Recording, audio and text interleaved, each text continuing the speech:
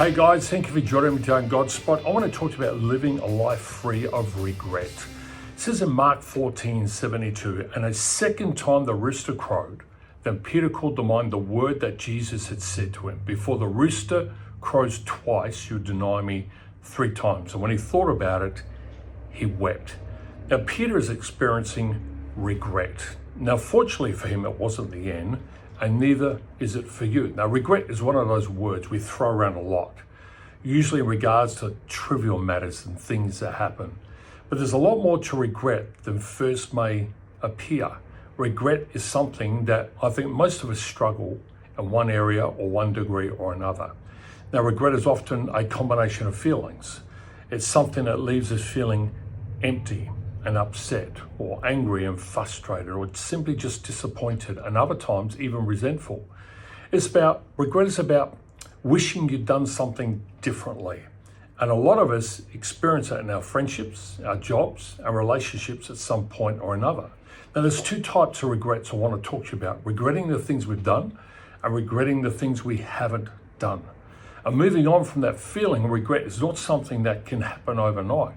It takes time to let go of something, and everyone needs to move on at their own pace depending on what they've experienced and what it's about.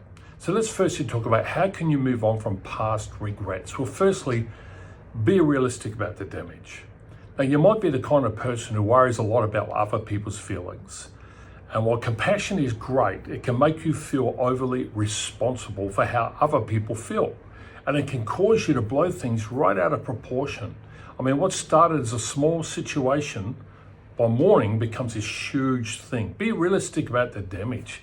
Many times it's not as bad as you think.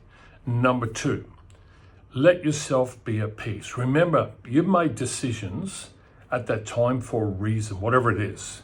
And yes, it can be painful by revisiting your mindset at the time, but many times you'll find you were backed up against a corner.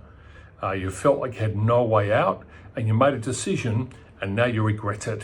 Well, let yourself be at peace with that, because that's what you decided at the time, that's what you felt, that's what was going on. Number 3, make amends where necessary. Now, some of us make choices, say things, decisions that affect other people. And when it affects other people, you need to somehow rebuild that bridge and make amends some way, somehow fix it for what you've said and what you've done. And I think it's really good to do that. So now let's talk secondly about how you can avoid future regrets. So firstly, get better at making decisions, especially the big ones.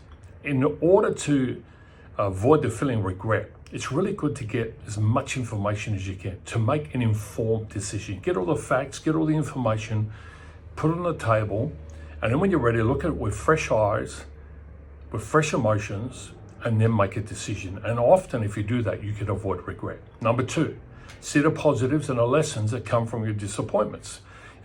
Disappointment is a precursor to regret.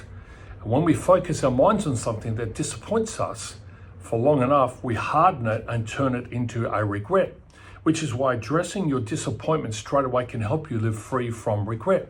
And one way of doing this is to identify the lesson you've learned, apply it to your life, and say, I'll never do that again.